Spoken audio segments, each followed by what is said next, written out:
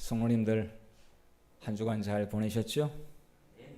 네, 이렇게 안식을 맞이해서 또 즐거운 마음으로 또 잘 준비해서 성전에 오신 성도님들 감사하게 생각합니다. 우리가 이렇게 편안한 종교의 자유와 또 내 선택할 수 있는 자유가 주어진 시간들은 우리가 나중에 세월이 지난 후에 되돌이켜 보게 되면은 그리 많은 시간은 아니었다 하는 생각을 하게 될 겁니다.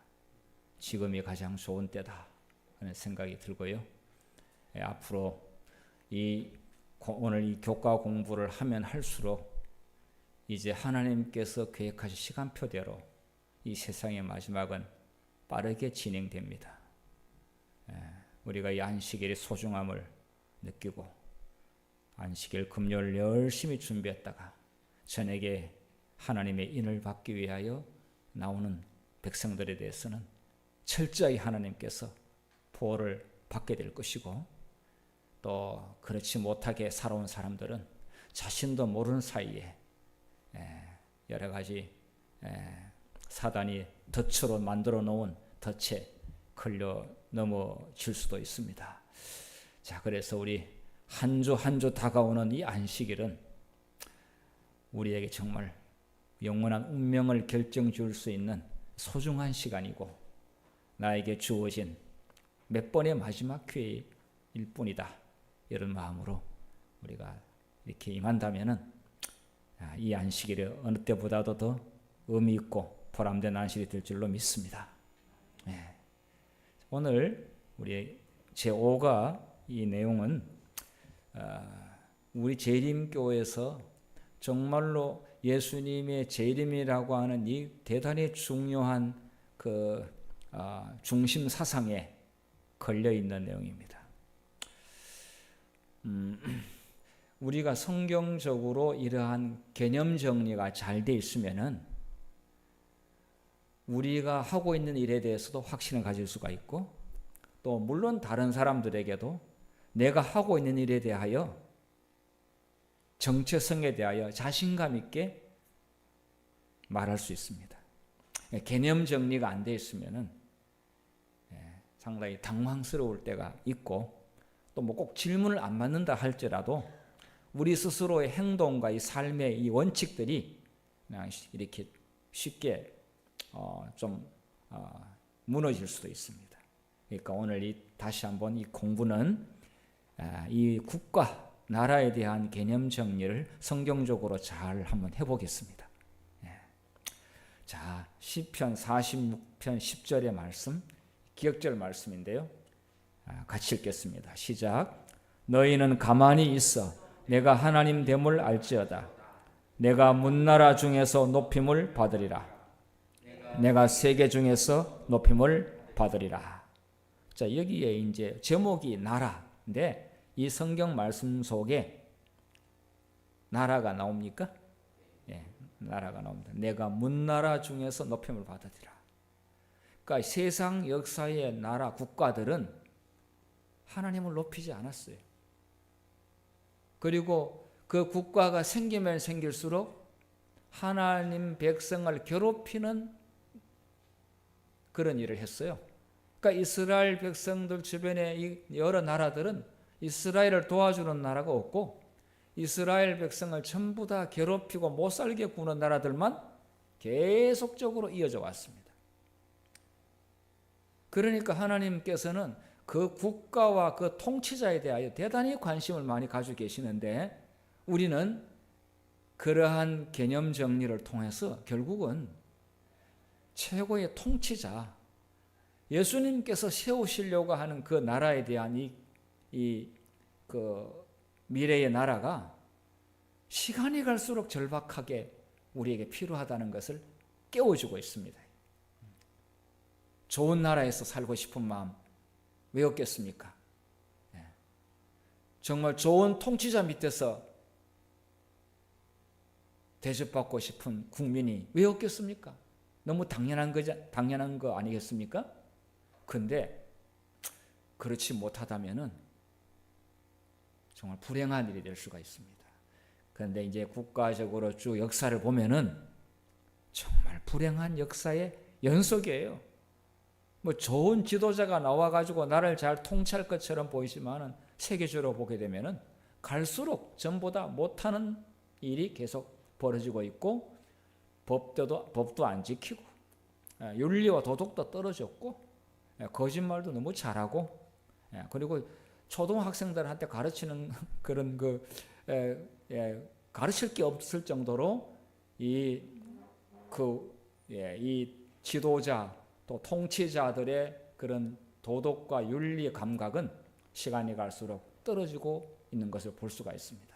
오늘 그 공부를 좀 하도록 하겠습니다. 자, 여러분, 이 그림은 우리가 정말 수없이 봤던 내용인데, 이 그림을 통해서 제목이 나라, 어떤 느낌이 들어옵니까? 뭐 오늘 이 내용에 대해서 상세히 공부하는 시간 아닙니다. 그냥 이 그림을 딱 보게 되면은, 자, 순서가 나라에 대해서, 국가에 대해서 순서가 나와 있습니다. 제일 위에는 어느 국가입니까? 바벨론이죠. 바벨론. 다니엘서 이 계시를 봤기 때문에 다니엘이 속해 있는 나라가 바벨론이었습니다. 그럼 바벨론부터 시작해가지고 그 다음에 메대가 나오고, 그 다음에 페르시아가 나오죠. 자, 그 다음에 헬라가 나오고, 그 다음에 로마, 그 다음에 열국. 자, 그래서 이 하나의 이 신상, 하나의 이 신상 속에 열방의 세계의 이 역사의 순서가 쫙 나와 있는데, 금, 은, 동, 철과 진흙, 이렇게 순서가 그렇게 되어 있습니다.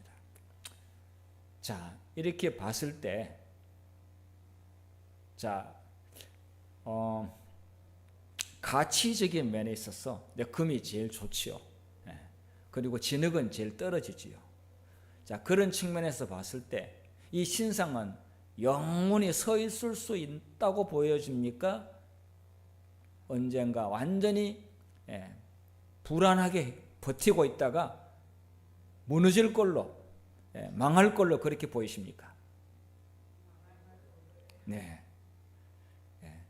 저 꼭대기에 예를 들어서 뭐 진흙으로 만들어졌고 철하고 섞여가 있는데, 밑으로 갈수록 탄탄하게 가치적인 면에 있어서 견고하고 또 그렇게 금으로 됐다면은 갈수록 좋아지네, 갈수록 세상은 좋아진다, 이렇게 생각할 수가 있는데, 아니요, 갈수록 안 좋아지는 것을 볼 수가 있습니다. 갈수록 불안합니다. 언제 무너질지 모른다는 것을 암시해주고 있습니다. 이스라엘 국가에 있어서 정말 하나님께서 통치하시겠다고 그렇게 했는데도 불구하고 이스라엘 백성들은 왕을 달라고, 다른 나라처럼 우리도 왕을 달라고 그렇게 고집을 부렸어요. 그 말은 하나님이 통치한 거 싫다는 이야기였죠. 그렇게 해서 결과적으로는 어떻게 됐습니까? 나라를 잃어버리는, 주권을 잃어버리는, 그리고 다른 나라에 망하다 보니까 노예로 팔려가게 됐죠. 북방 이스라엘은 언제 망했습니까? 남방 유다는 언제 망했습니까?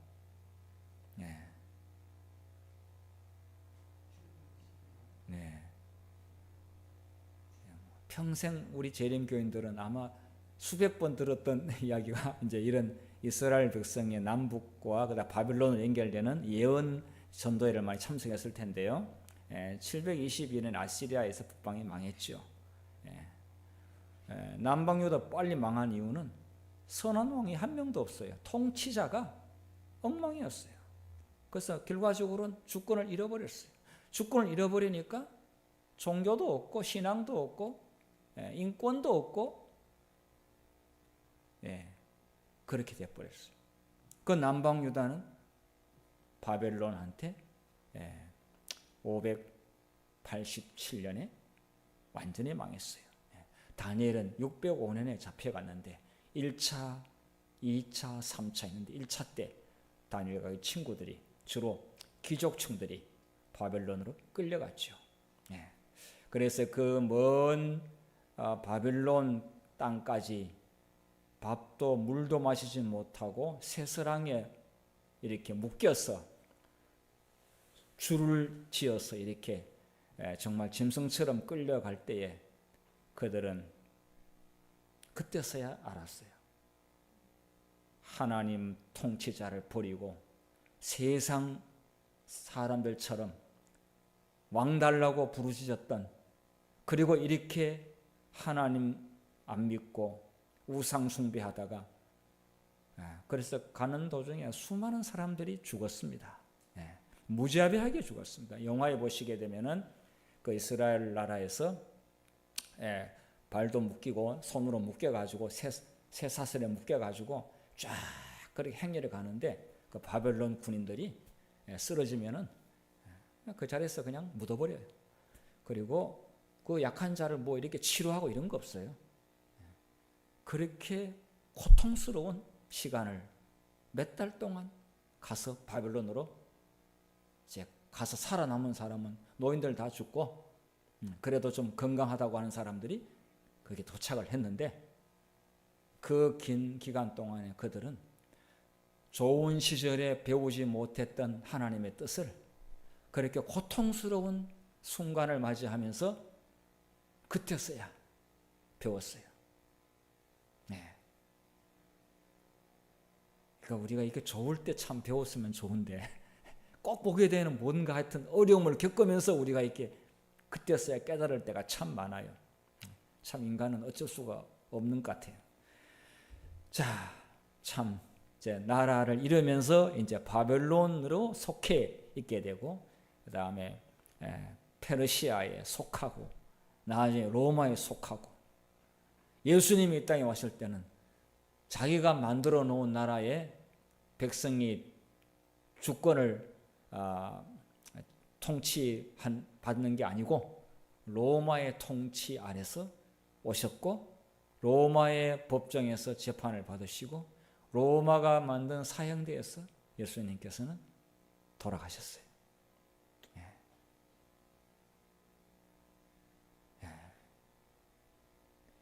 정말 이 통치자에 대한 또 나라를 잃어버린다고 하는 것에 대한 이 문제가 우리 그렇게 심각하게 생각을 안 하고 있는데 미국 사람들은 자기 나라에 대한 자부심이 대단하거든요.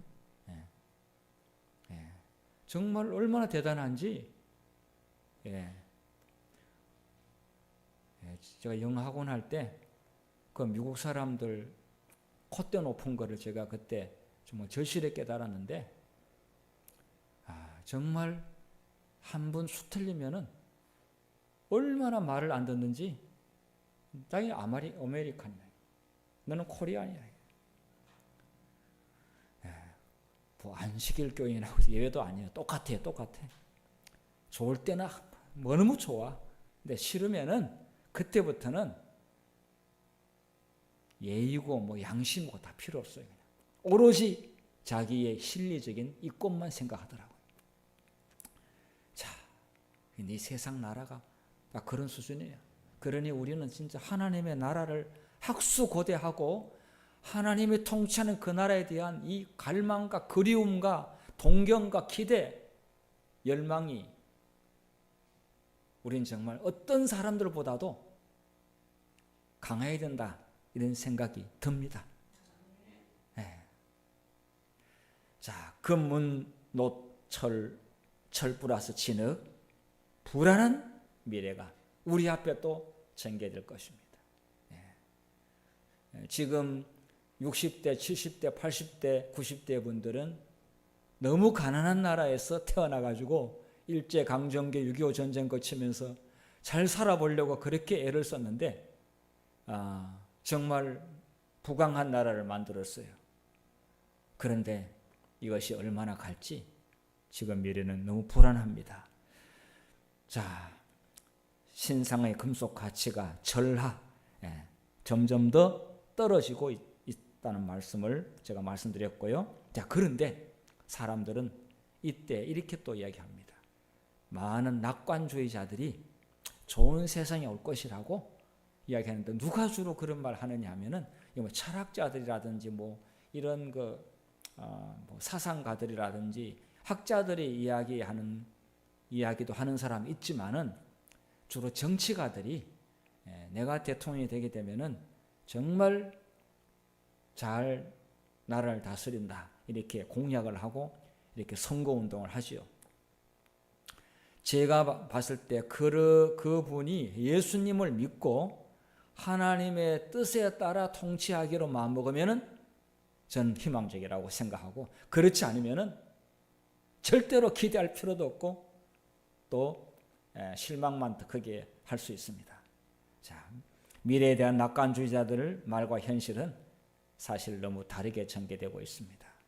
물론 뭐 좋은 세상도 있죠.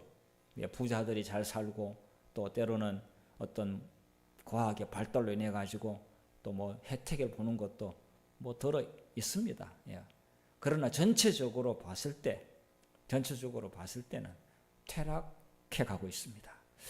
자, 찰스 다윈, 마르크스, 그러니까 이 진화론을 만든 다윈이라든지 공산주의를 만든 사람 마르크스라든지 그리고 여러 지금 사회주의 이러한 사상가들이 이들이 딱 보게 되면은 저 사람들이 어떻게 통치할 것인가 이렇게 딱 보게 되면은 저 사람들은 하나님을 믿고 하나님의 뜻을 실현하려고 하는 그러한 사람들이 아니면은 전부 거짓말이라고 생각해요.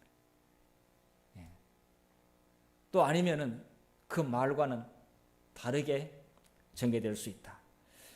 자, 그래서 사람들은 이게 이제 뭐 여러 가지로 좋은 말로 설득을 합니다만은 성경의 예언을 봤을 때 결과적으로는 반대다. 그래서 생물학적으로 사회적으로 막 발전하고 있는 것을 자랑하면서 좋은 세상에 대한 좋은 나라에 대한 복지 국가에 대한 이야기를 하고 있지만은 실제로는 전체적으로 봤을 때는 반대로 가고 있다. 이 말을 지금 하고 있습니다. 자, 그러면서 2장에 나와 있던 이 열국들의 순서를 이렇게 봤을 때 지금 사실 오늘 공부하는 내용에는 이 돌나라가 등장을 안 하고 있습니다. 그냥 돌나라라는 표현을 하지 않고 그냥 나중에 이 세상의 끝점에 와서는 하나님이 세우시는 영원한 나라, 하나님이 통치하시는 나라에 대한 언급을 하고 있습니다. 그런데 지금 우리가 소속하고 우리가 앞으로 기대하는 나라는 이 세상 나라가 아니라고 예수님께서 이렇게 말씀했습니다. 그래서 우리가 지금 이 교회에서 준비하고 있는 것은 하나님이 세우시는 나라에 들어가기 위해서 먼저 이 지상의 나라, 지상의 국가가 뭐냐? 교회입니다. 교회를 통해 가지고 하나님이 세우신 나라에 들어가기 위해서 준비를 하고 있습니다. 그 적합성에 대해서 교회에서 어떻게 그 사람이 살았고 어떻게 예수님과 함께 관계를 맺었고 그리고 어떻게 하나님께서 하라고 하신 일을 했느냐 그걸 가지고 영원한 나라의 시민권을 받느냐 못 받느냐 결정이 됩니다.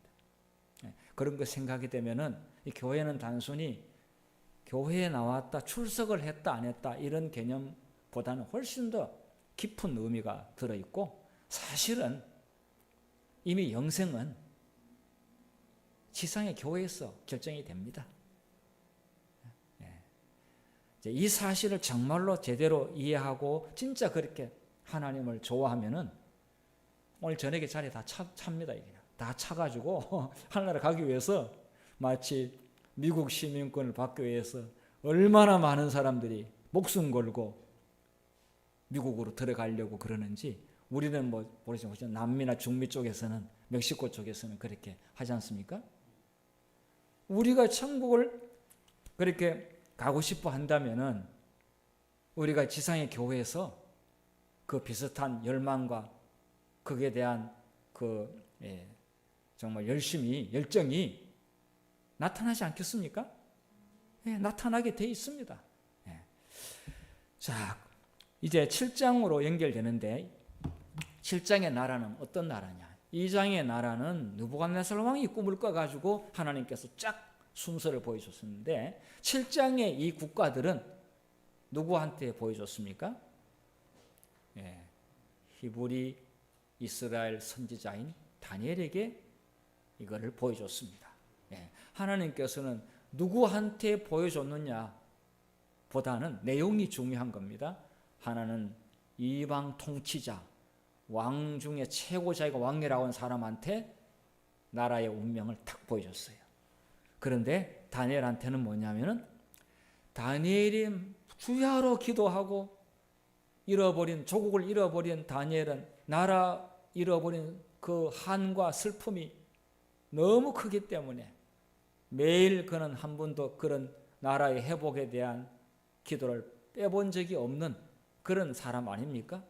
그런 입장에서 다니엘에게 이 나라를 딱 설명했는데 다니엘 7장의 핵심 내용은 뭐냐면은 예수님께서 통치하는 나라에 대해서 상세히 보여줬습니다. 예수님께서 이제 부활하시고 하늘로 올라가셔가지고 다시 통치권을 다시 회복하셔가지고 그래서 그분께서 통치하시는 나라에 대하여 다니엘에게 계시를 보여준 것입니다.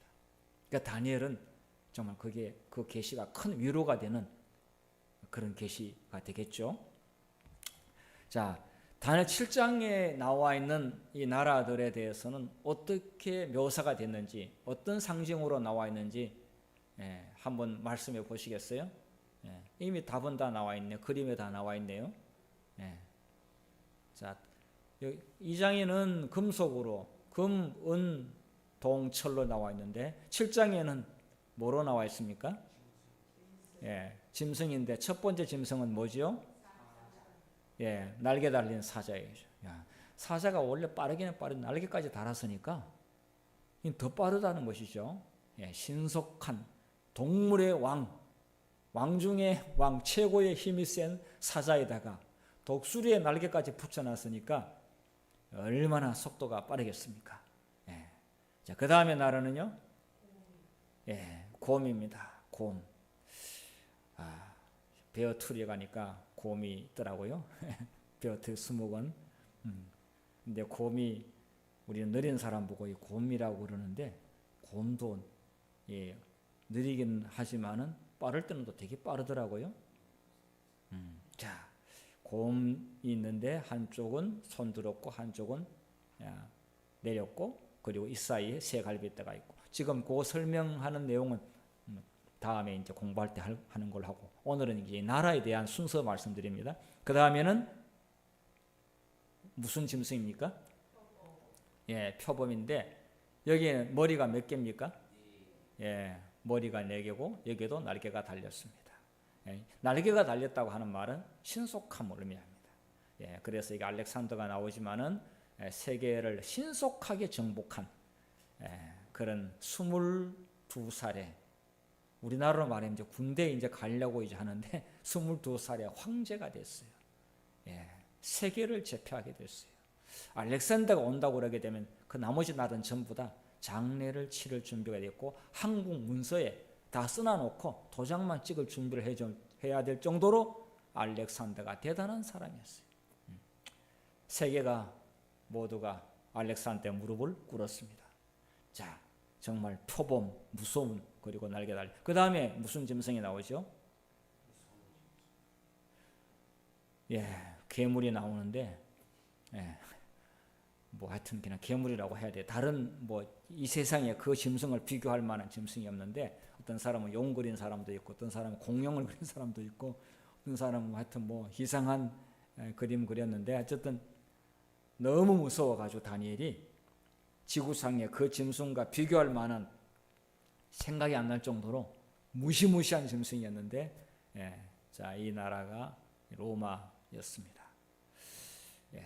거기서 10뿔이 나왔고 로마가 그 넓은 로마가 북방 민족 게르만족의 침입을 통해 가지고 이제 노쇠해져서 세월이 500년 이상 지나니까 나라가 힘이 약해져 가지고 10토막으로 나눴는데 열 발가락, 사람의 발가락이 11개가 아니고 10개이듯이 정확히 10나라로 나눠지게 됐는데, 수백 년 전에 그렇게 정확히 하나님께서 미리 예언했다고 하는 것, 그리고 그대로 성취됐다고 하는 것, 참 놀랍죠.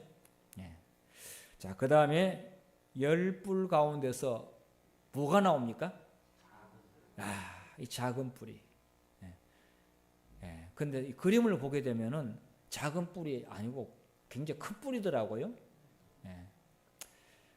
근데 이제 이 뿔을 부각을 시키려고 하니까 이제 그런데 이 작은 뿔이 나중에 엄청난 세력으로 뻗어가기 시작하는데, 시작할 때 작은 뿔이지 실제로 이게 대단한 나라 아닙니까? 자, 이교 로마에서 이 무섭고 이 괴물 같은 이 로마에서 작은 뿔이 나왔는데, 거기서 나오는 나라가 무슨 나라죠? 네, 교황권, 교황이 작은 뿔로 나옵니다. 성경에 천주교가 이렇게 예언되어 있는 것을 사람들이 잘 모릅니다. 자, 그런데 이 교황이 어떻게 거기 하는 종교지 뭐 나라라고 할 수 있냐 이렇게 하는데, 자, 우리 이것은 연하가 좀 대답할 수 있을 것 같은데, 교황이 천주교가 하나 종교인데 어떻게 국가라고 말할 수 있는가?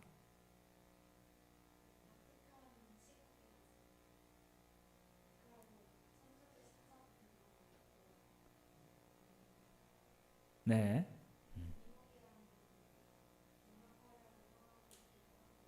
네. 그러니까 미국이란 나라하고 상대를 하는데, 이게 이제 상대하려면은 국가 대 국가로서 서로 협상을 하고, 한 종교 단체가 미국하고 뭔가 정부하고 계약을 맺는 일은 없어요. 뭐 장로교의 고신하고 장로교 합동 측하고 뭐 아니면 안식일 교회하고 이제 미국 정부하고 뭐를 이제 협상을 하고, 이런 개념이 아니고 국가 대 국가로. 그리고 바티칸은 지금 이야기한 것처럼 하나의 그냥 도시입니까? 나라입니까? 나라입니다. 그래서 바티칸은 국가입니다. 그리고 대사를 파견하고 있어요. 국가이기 때문에. 그래서 바티칸의 대사가 세계에 다 나가 있어요.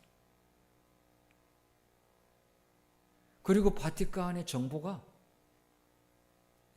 미국의 CIA나 FBI보다 훨씬 더 많은 정확한 정보를 계속 정보 라인이 형성돼 있어요.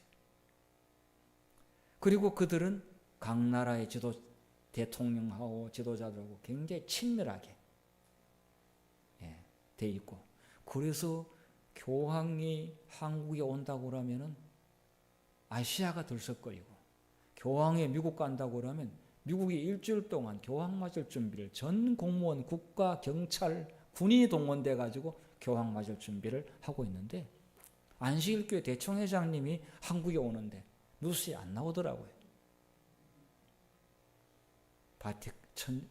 이게 작은 뿔은 국가입니다. 이게. 자, 그런데 이 국가가 하나님이 통치하는 그 국가인가? 하나님의 말씀과 반대되는 뭔가를 하려고 하는 국가인가? 그에 따라 반국가, 하나님과 반대되는 국가들은 마지막에 반드시 뭐를 하게 되어 있습니까? 연합을 하게 되어 있습니다. 그러니까 엔티크라이스트, 이게 적그리스도라고 그러죠. 그래서 하나님의 계명과 하나님의 말씀과 반대되는 모든 세력이 뭉친, 그게 이제 전체 통칭해 가지고 뭐라고 합니까? 내 백성아 어디서 나오라, 이런 말씀 있죠. 바벨론이라고 하죠. 그러니까 이 지금 여기에 지금 신상의 머리 부분에 있는 바벨론, 이 바벨론 이름이 역사 가운데 사라져 버리고 없는데 요한계시록은 뭐 바벨론에서 나오라, 무너졌다 큰생 바벨론이요.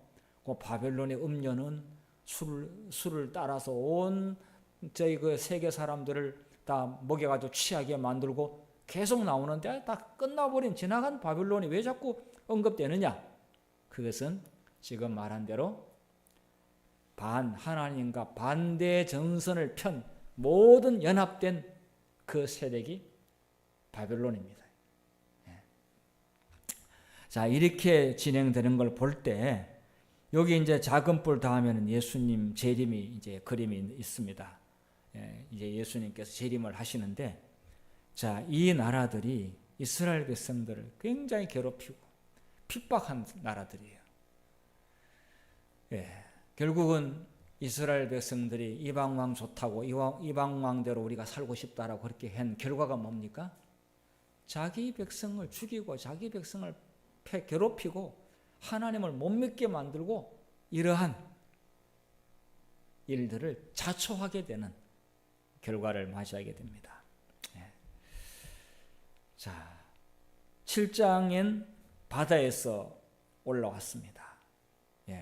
바다에서 올라왔다. 땅에서 올라왔다. 바다와 땅은 반대 개념이죠. 바다에서 올라왔다. 무슨 의미라고 보여집니까?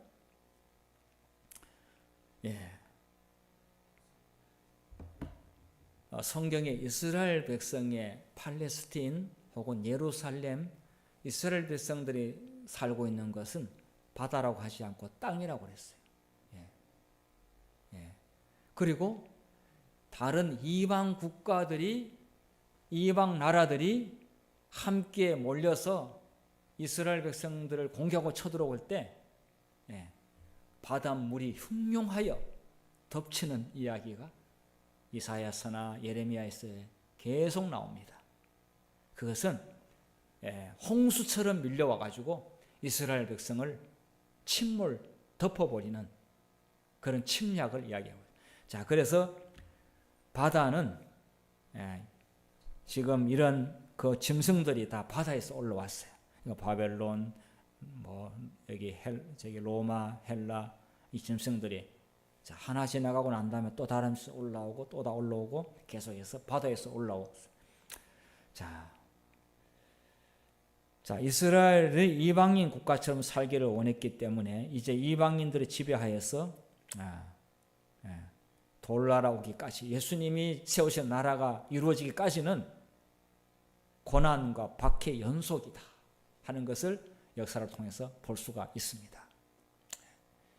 자, 그러니까 참 우리 오늘 영적으로도 우리의 가정과 우리의 마음을 하나님께서 지배하고 통치했을 때는 우리는 너무 좋은데, 하나님의 통치를 거부하고 자기 마음대로 그렇게 생활했을 때는 결과가 이렇게 엉뚱한 결과가 나온다고 하는 것을 보여주고 있습니다.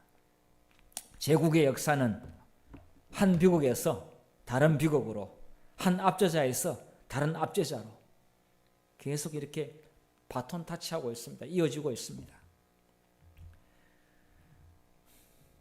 자, 땅과 바다 사이에서 자, 요한계시록 12장에 그 이제 우리 재림 교인들이 자주 읽는 12장 17절이 이제 끝절인데요. 15절부터 보게 되면은 여자의 남은 자손에 대한 이야기가 나옵니다.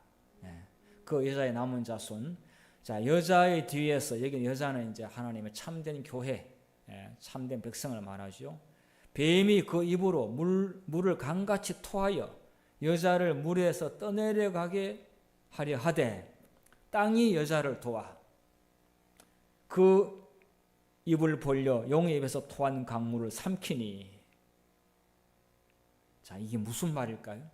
그냥 이렇게 써놓으면은 무슨 말인지 잘 알 수가 없지요. 지금 그래서 요한계시를 잘 이해하기 위해서 지금 우리가 지금 땅은 뭐고 바다는 뭐고 짐승은 뭐고 이렇게 이런 용어들을 이제 공부를 하고 있는데, 자, 이 내용은 아주 중요한 내용인데요. 자, 이 내용은 어떻게 좀 이해를 할 수 있겠습니까? 자, 뱀이 그 입으로, 여기 뱀은 사단이죠. 사단이 입으로 물을 강같이 토하여 물을 강같이 토한다. 그런데 여자를 물에서 떠내려가게 여자를 익사시키려고 그래요. 그러니까 사단이 뱀이 홍수 작전을 해가지고 여자를 물속에다가 빠뜨려 버리려고 하고 있어요. 여자는 참된 교회라고 말씀드렸죠. 그러면 사단이 참된 교회를 집어 물속에 아주 물속에 익사시켜 버리려고 하는데 이 물이 뭡니까?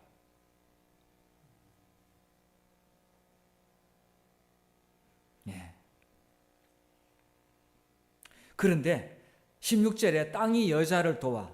여기 이제 바다의 반대 땅은, 아까 바다는 여러 나라들이 함께 서로 전쟁을 벌이면서 이스라엘 백성들 주변에 있는 그런 강대국들이었는데, 그거에 반대 땅은 조용하고 안정되고 질서가 있고 그리고 하나님이 준비된 그런 곳을 땅이라고 이야기하는데, 땅이 여자를 도왔대요. 그러니까 땅이 이 교회를 도왔다고 그랬어요.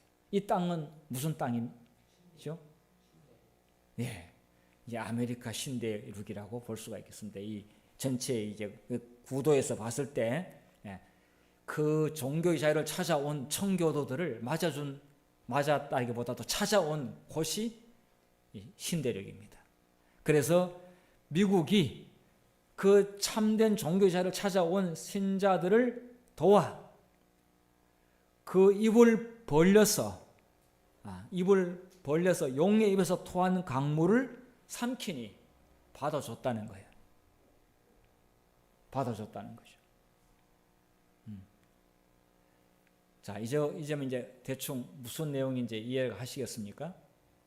예, 이것은 하나님의 참된 교회를 거짓 우상숭배, 거짓 교리, 그 다음에 이교의 여러 가지 그 세속적인 그러한 것으로 덮쳐서 교회를 타락시켜 거기에 물속에다가 수장시켜 버리려고 그렇게 했지만은, 이들은 신대륙에 와서 새로운 땅에서 다시 하나님의 참된 교회를 시작하게 됐고, 그 신대륙에서 재림운동이 일어났고, 그 재림운동을 일어난 후에 제7일 안식일 예수재림교회가 생겨났습니다.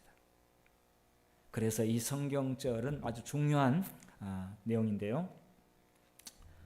자, 여기 용이 여자를 핍박할 때 물을 사용했다. 사탄의 오류와 미신, 거짓 종교 이런 것들을 통해서 교회를 아주 잠식시켜 버리려고 그렇게 했지만은 하나님께서 한적한 곳으로 불러낸 것을 이야기하고 있습니다. 역사적으로 성취가 그렇게 됐죠. 땅이 여자를 도왔다. 신대륙이 교회를 도와서 사탄의 익사 작전이 결국 실패로 돌아가게 됐고, 거기서 여자의 남은 자손 안식일 교회가 나중에 이제 나오게 됐습니다. 예. 어떻게 야순 성도님 이런 거 들어보셨습니까?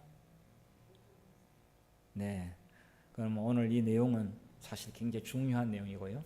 우리 안식일 교인들은 이걸 모르면은 하여튼 이거 모르면 안 됩니다. 이거는 안식일 교인들에게 역사적으로 왜 재림교인이 그때 생겨났고 성경적으로 재림교회를 증명하라 그러면은 우리가 이 요한계시록 12장하고 12장의 내용을 인용을 해야 됩니다. 자, 이 내용은요, 지금 방금 읽은 내용은 구약 이사야서에 나와 있는 내용을 인유했습니다. 인용을 하면서 비유로 그렇게 한 내용인데, 이사야 8장 6절부터 보면 내용이 좀 비슷합니다. 이 백성이 천천히 흐르는 실로아 물을 버리고, 이게 실로아 그랬는데 이게 실로암 사실 같은 이야기입니다. 여기 실로아 물은 무슨 물이죠? 이거 이스라엘 백성의 땅에서 나오는 물이잖아요. 이것은 구원의 생수, 진리의 말씀, 이것을 말하고 있는데, 이 물을 버리고 르신과 르말리아의 아들을 기뻐하느니라. 네. 자, 이게 르신은 그 아람 왕의 이름입니다. 그리고 여기에 또 한 사람 한 이름 르말리아.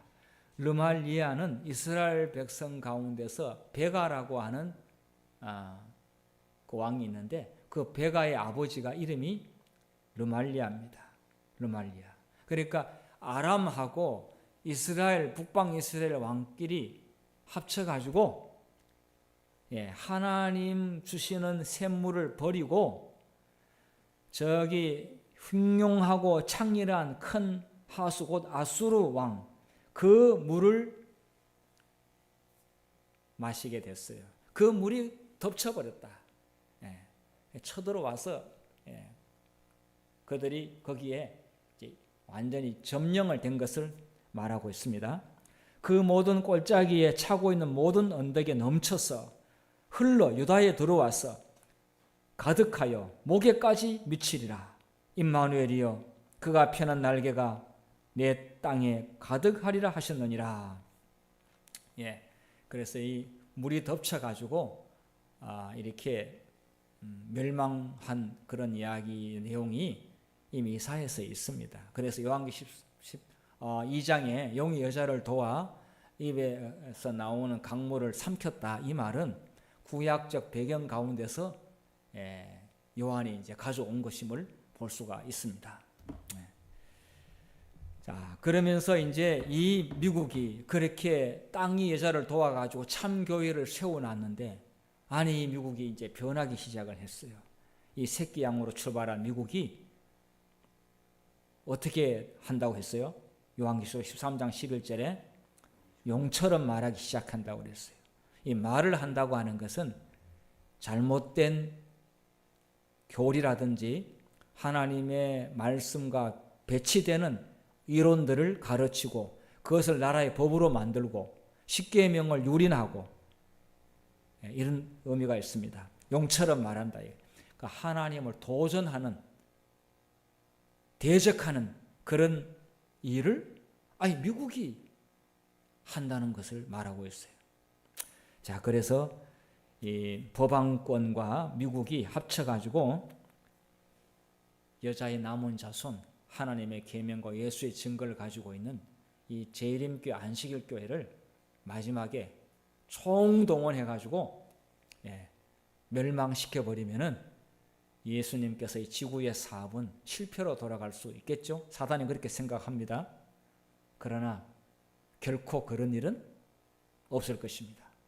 왜냐하면 하나님이 승리하게 돼 있지 사단이 승리할 수가 없어요. 사단이 이미 패배를 했지 않습니까? 그래서 이것이 이제 미국에서 일어나게 될 그런 예언입니다. 자, 그래서 요한계시록 10장에 보면은 10장 2절에 손에 펴는 작은 두루마리가 있습니다. 그리고 오른발은 바다를 밟고 왼발은 땅을 밟고, 자, 그러니까 바다도 밟고 땅도 밟고 있으니까 온 세계를 다 밟고 있습니다. 자, 그런데 여기에 작은 두루마리, 작은 책은 무엇입니까? 성경의 다니엘서 혹은 예언에 관련된 부분을 말하고 있습니다. 자, 천사의 손에 펴놓인 두루마리를 가지라. 가지라 이 말은 그 말씀을 연구해서 그 말씀을 지키고 따르는 백성을 말하고 있습니다. 그런데 이것을 먹었단 말은 그 말씀을 믿고 몸에 그대로 믿었고 받아들였다는 걸 말하는데, 그런데 어떻게 되었습니까? 배에는 쓰지만은 입에는 꿀같이 달았다. 그러니까 입에 들어갈 때 너무 달았어요. 나중에는 배가 아팠어요. 이것은 이 계배를 처음에 들을 때는 너무 놀랐고 너무 은혜스럽고 정말 기뻤어요. 그런데 이들의 예언 들은 말씀이 예수님의 재림으로 연결되지 않고 재림이 이루어지지 않자 엄청난 쓰라린 실망을 맛보게 되는데 그것은 배에서 쓰다 이런 경험을 여기서 이렇게 표현을 하게 된 겁니다. 하나님께서는 우리 실망까지라도 다 예언되어 있기 때문에 이 말씀은 참되다고 하는 것을 더 입증하게 되었습니다. 그 다음에 자 11절에 그가 내게 말하기를 내가 많은 백성과 나라와 방언과 임금에게 다시 예언하여 하리라. 예. 자 이렇게 실망을 했지만 배에 썼지만은 그러나 이 말씀은 진실된 말씀이기 때문에 온 세상에 많은 백성과 나라와 방언과 임금에게 다시 예언하리라. 예, 다시 수정 보완해서 이제 진짜 예수님의 재림에 대한 기배를 외치게 될 것을 예언하고 있습니다. 예. 자, 이 다니엘서 요한계시록은 우리 재림교회에 대한 분명한 정체성과 또 사명을 일깨워주는 너무 중요한 말씀입니다. 이런 것으로 무장되어 있어야 우리는 마지막 우리가 이 예수님 오시기 직전에 정말 믿음으로 승리할 수가 있습니다. 자, 이런 내용들이 우리가 좀 어렵긴 하지만은 이렇게 좀 배우다 보면은 또 충분히 이해할 수가 있고 또 재미있는 내용들이 많이 있고 또 우리 믿음이 증가하게 되는데 우리 내일은 이 공부를 안 합니다. 오늘 저녁에 한 걸로 이제 이번 거 넘어갑니다. 오늘 공부한 내용들을 여러분께 잘 숙지해 주시면 감사하겠습니다. 내일 안식일학교 시간에는 9시부터 이제 우리 일산에 있는 홍복순 집사님이 오셔서 그가 경험한 경험담을 우리한테 이야기하는데 이렇게 9시 반 되면은 이렇게 몇 명 안 앉아 있으면은 정말 마음이 조마조마하고 불안도 하고 그러는데 내일 일찍 오셔서 준비해서 그분이 준비한 말씀을 잘 들어서 정말 유용하게 우리가 사용했으면 좋겠고요. 그리고 점심을 먹고 난 다음에 한 1시 1시 정도나 1시 반 이렇게 적당히 봐서 정말 진짜 중요한 엑기스 그분이 경험한 그 내용들을 테이블 2층에서 테이블 아니면 어떤 뭐 이렇게 서로 마주보고 그분한테 어떻게 하면은 그렇게 전도를 잘 하는지 또 그분의 전도 방식은 어떤 것인지 직접 들어보고 또 배우는 시간을 가져보도록 그렇게 하겠습니다. 그런 기회는 아마 예수님 믿고 나온 이후로 그렇게 그냥 우리가 뭐 강의는 듣고 설교는 듣지만은 그런 일은 아마 별로 없었으리라고 생각하니까 좋은 기회라고 생각하고 놓치지 말고 다 그때 참석해 주시면 감사하겠습니다. 네. 자, 오늘은 이 내용이 참 굉장히 분량이 많고 또 중요하지만은 시간 안에서 이 정도 정리하고 우리 모두가 다 정말 하나님의 소명을 감당하는 성도가 되기를 바라면서 말씀을 마치겠습니다.